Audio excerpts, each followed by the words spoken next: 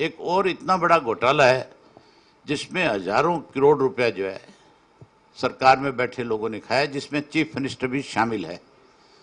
Chief minister जो कहता है मैं भ्रष्टाचार को खत्म करना चाहता हूं, उसी चीफ मिनिस्टर ने भ्रष्टाचार को किस तरह से बढ़ावा दिया है आप खुद सुनकर के हैरान हो जाओगे। हमारे यहाँ हरियाणा प्रदेश नहीं, पूरे देश के अंदर कोई भी सरकारी जमीन जो है, चाहे वो किसी बैंक के खाते में है, चाहे वो जमीन इंडस्ट्री किसी बैंक के अधीन आई हुई है, या सरकार को अपनी लैंड है जो किसी से एक्वायर करी, किसान से सरकार ने ले ली, और उस जमीन को सरकार अगर कहीं भी आगे अगर बेचना चाहती है, पहली बात तो कोई भी जमीन जो सरकार लेती है उसके अंदर साफ लिखा है कि किस पर्पज के लिए गवर्नमेंट इस जमीन को ले रही है।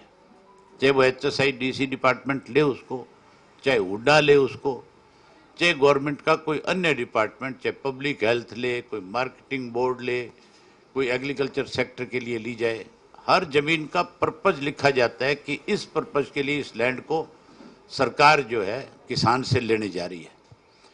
और जब उससे लेती है वो पर्पज लिख करके उसको उसकी पेमेंट करती है। आगे उस जमीन को सरकार, ये भी उस एक्ट में है कि सरकार उस जमीन को किसी को आगे ऑक्शन नहीं कर सकती, बेच नहीं सकती। सरकार उस जमीन को या तो उस पर्पज के लिए उसका यूज करे, अगर नहीं यूज करती तो फिर वो किसान से ली हुई जमीन उस किसान को वापस करे।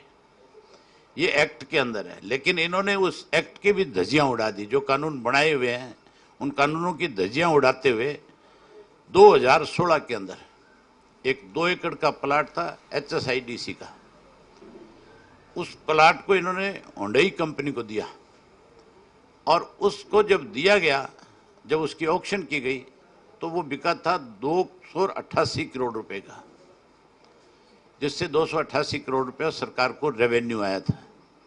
उसके बाद 2017 के अंदर इन्होंने एक 10 एकड़ का प्लाट जो है फिर बेचा, क्योंकि सरकार के पास तो तनख्वाह देने के पैसे खत्म हो गए थे, इसलिए इन्होंने जो जमीनें एक्वायर कर रखी थी वो बेचनी शुरू कर दी। अगली जमीन जो इन्होंने बेची थी वो बेची थी 2017 के अंदर, 10 एकड़ जमीन थी जिसको इन्होंने बेचा था 884 करोड़ रुपए में। एक कंपनी थी IKEA, ये कंपनी थी, इसको ये जमीन इन्होंने दी थी और इसकी कीमत इन्होंने उससे वसूली थी 884 करोड़ रुपए। उसके बाद उसी साल में 2017 के अंदर फिर एक जमीन इन्होंने बेची 11 एकड़, जिसकी ओपन ऑक्शन करी थी, और उस ओपन ऑक्शन करके उस जमीन को DLF को दिया था। DLF उसमें जो बीडर था वो सबसे बड़ा था, और उसने उस बिडिंग में उस जमीन को खरीदा 1496 करोड़ रुपए में। 1496 करोड़ रुपए में वो जमीन DLF ने उन सरकार से खरीदने का काम किया। ये तो ठीक है कि ये जमीनें जो बेची गई इनका पैसा ठीक सरकार के पास आया, लेकिन उसके बाद अगली जो जमीन है वो देखने वाली चीज है।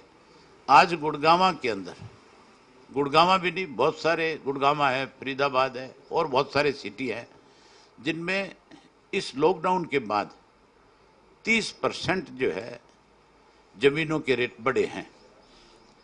जहाँ इस लॉकडाउन में और बहुत सारी चीज़ों का नुकसान हुआ, वहाँ जमीनों के रेट और शहरी प्रॉपर्टियों के रेट जो है 30% बढ़ गए। इसी करके गवर्नमेंट ने भी रजिस्ट्रियों के रेट भी बढ़ा दिए। नई जो उन्होंने वो करी आपके, अब जो इसके लिए खरीद के लिए जो रेट रखे हैं, जो सर्कल रेट जो है वो भी बढ़ाए हैं। इसीलिए बढ़ाए हैं क्योंकि रेट बढ़ गए। उस बढ़े हुए रेट के अंदर जिस तरह से ये जमीनें ऑक्शन करी गई थी, उस हिसाब से जमीन गुड़गांवा की के रेट और ज़्यादा बढ़ने चाहिए थे। लेकिन एक कंपनी है फ्लिपकार्ट के नाम से, जो पंचकुला का एक बांसल नाम का व्यक्ति है, जिसने अमेरिका में कंपनी रजिस्टर करा रखी है, और वो यहाँ बैठ करके उस कंपनी को चलाता है। और उस कंपनी को इस सरकार ने गुड़गांवा के अंदर 140 एकड़ जमीन जो है अलॉट करी है। आप किसी को जमीन अलॉट नहीं कर सकते।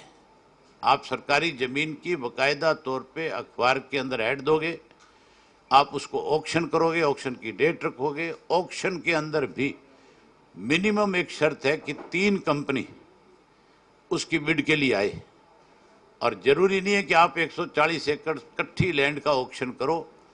लैंड 2-2 एकड़ में, 1-1 एकड़ में भी ऑक्शन की जा सकती है। लेकिन इस कंपनी को बिना किसी ऑक्शन के सरकार ने 140 एकड़ जमीन उसको ट्रांसफर कर दी, और उसकी कीमत देखो आप, सिर्फ 3 करोड़ 22 लाख रुपया पर एकड़ के हिसाब से टोटल कीमत उसकी जो है कोई 450 करोड़ रुपए के करीब बनती है, जिसमें सरकार ने इसको ये जमीन दे दी, जो कि जहां 2 एकड़ का टुकड़ा तो 288 करोड़ में जाता है, और 140 एकड़ जमीन जो है वो 450 करोड़ में दी जाती है। तो कितना बड़ा सरकार को चूना लगा है, इसमें कितना बड़ा भ्रष्टाचार हुआ है, इसकी जांच होनी बहुत जरूरी है। इसकी जांच किसी सिटिंग जज से कराई जाए, या इसकी जांच जो है किसी ऐसी एजेंसी से कराई जाए जो निष्पक्ष हो, जो इसमें पता कर सके साफ साफ, बता सके प्रदेश के लोगों को भी कितना बड़ा भ्रष्टाचार इसमें हुआ है।